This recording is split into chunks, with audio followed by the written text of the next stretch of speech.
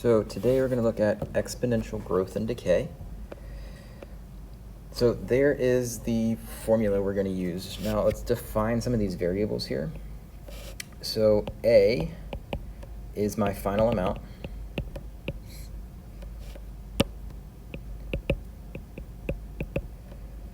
A naught is the initial amount. So what we start with. K is my constant, and that's what determines if it's growth or decay. And lastly, T is time. So if K is positive, so if K is greater than 0, we have exponential growth. And if it's negative, less than 0, we have decay. So let's look at some examples of how to utilize this formula. So the number of bacteria in a culture is modeled by the function n of t equals 500 e to the 0.45 t. So if I notice, my k is 0.45. So this is going to be growth, right? It's positive k, growth. So how many bacteria are in the culture at t equals 0? So let's plug in 0 and see what we get.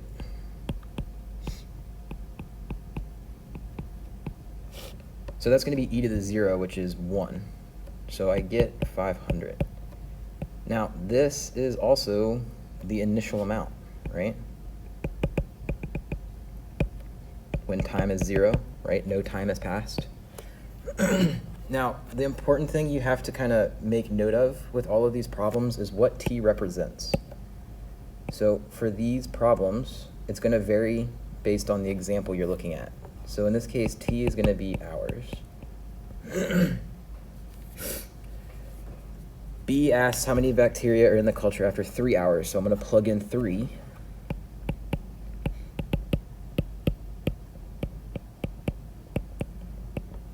Punch that thing into Desmos, and it gives you a decimal answer. Now, I can't have 0.71 of a bacteria, right? Bacteria can't be a decimal. So we have to make sure that we account for that extra. So we're going to round up.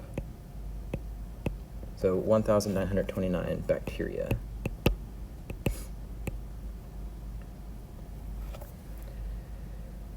C, after how many hours will the number of bacteria reach 10,000?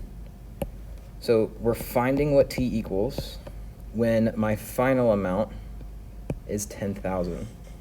So I would have 10,000 equals 500 e to the 0.45 t. Divide the 500, and I get 20 equals e to the 0.45 t. Now, thinking about our solving, right? I need to get that exponent down, so I'm going to take the natural log of both sides. So the natural log of e is 1. So that's going to go away, and this comes down, right? So I would have the natural log of 20 is 0.45 t. And then I just have to divide.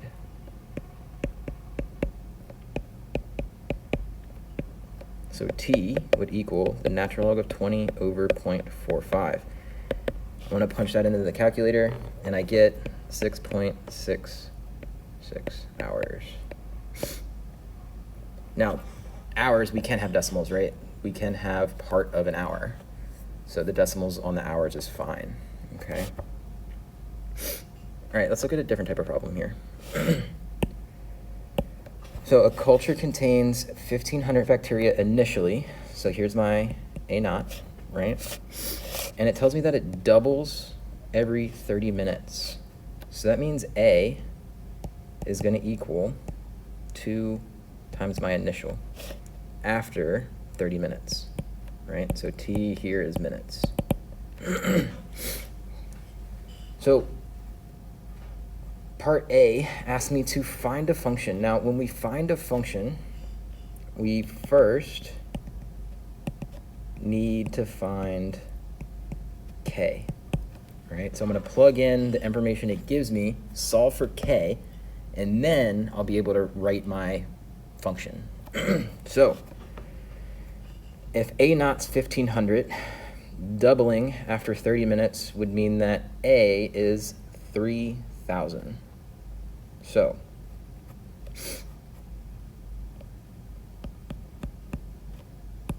1500 e to the k times 30. Divide the 1500 off,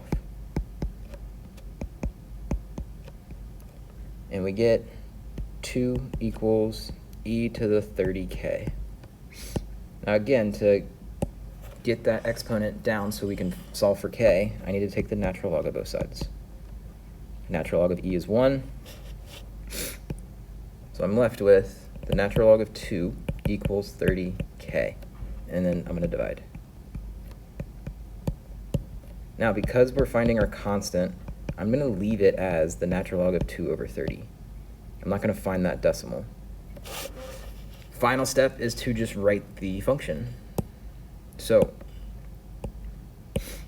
a equals 1500 e to the natural log of 2 over 30 t. So that's the function I'm going to utilize to answer B and C. So it says, find the number of bacteria after 2 hours. But time is in minutes. So 2 hours would be 120 minutes. Okay, so that's the t I'm going to use. So plugging in t equals 120. So 1500 e to the natural log of 2 over 30 times 120. And I would get approximately 24,000 bacteria.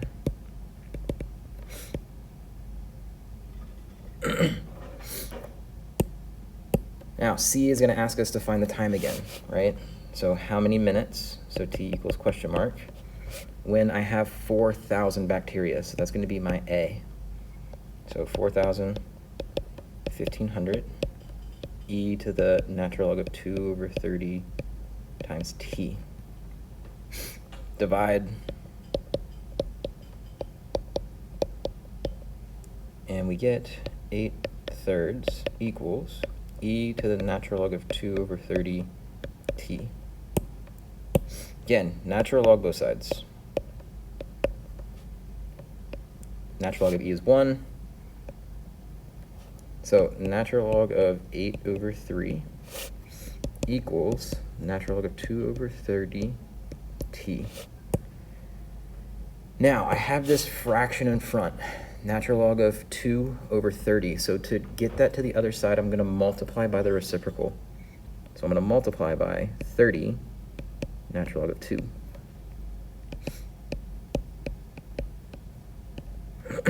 So that cancels, and I'm left with t equals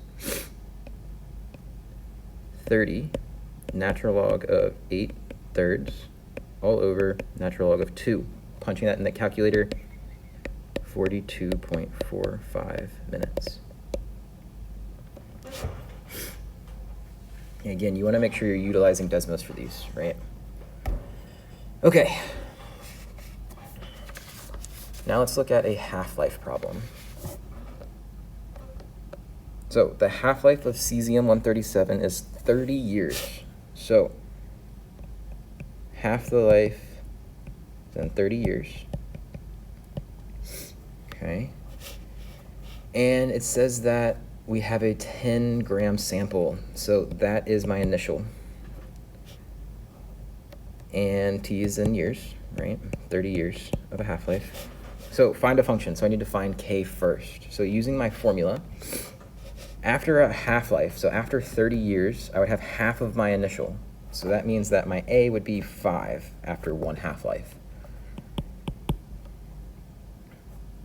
E to the k times 30.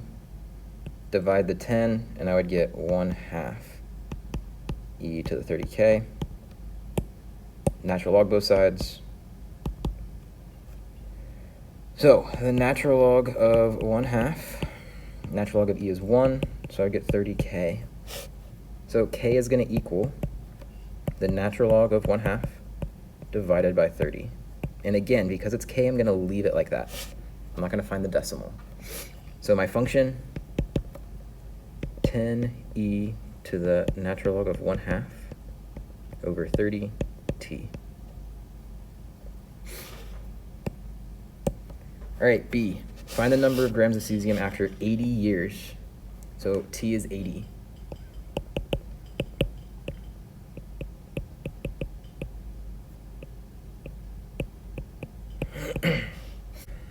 Typing that into the calculator, we get 1.57 grams. And it's okay to have decimals on a weight, right? So that's okay. Now, after how many years will only 2 grams of the sample be left? So that would be my A value, and I'm finding T. So 2 equals 10e to the natural log of 1/2 over 30t. Divide the 10 over, and I would have 1/5 e to the natural log of 1/2 over 30t. Natural log both sides. Natural log of e is 1. So natural log of 1/5 equals natural log of 1/2 over 30t. Now again, I have that fraction in front, so I'm going to multiply both sides by its reciprocal.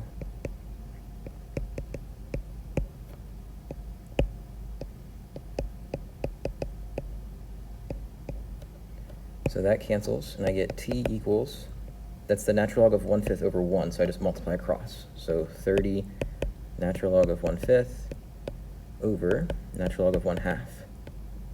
Punching that into my calculator, I get 69.66 years. All right, last problem.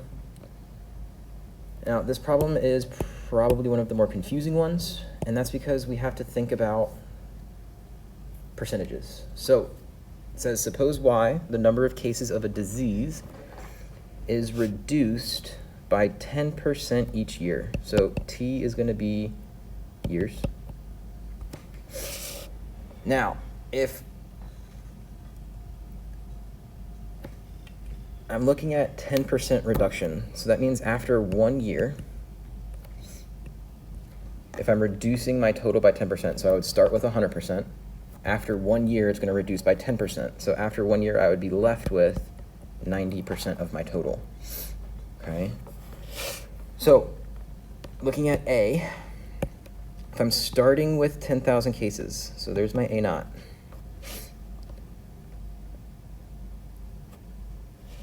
After 1 year, so if T is 1, my A is going to be 90% or 0.9 of 10,000. Now, if you want, you can do that multiplication, or you can leave it as just 0.9 times 10,000, because as you'll see, when I set up my equation,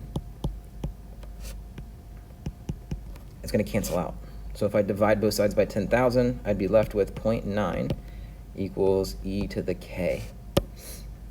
So taking the natural log of both sides, natural log of e is 1, so I would have k equals the natural log of 0.9.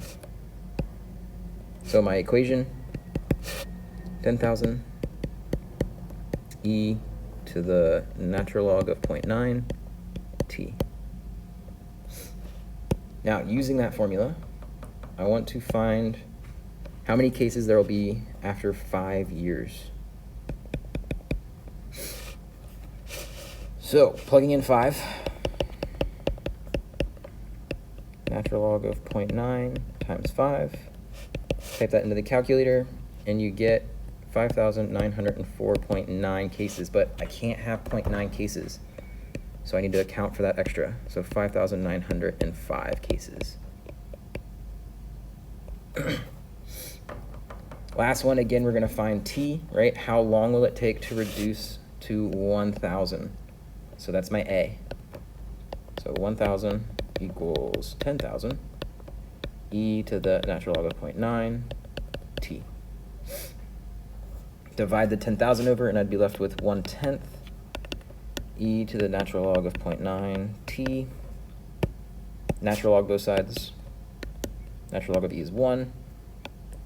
So I would have the natural log of 1/10 equals the natural log of 0.9 t, and then divide.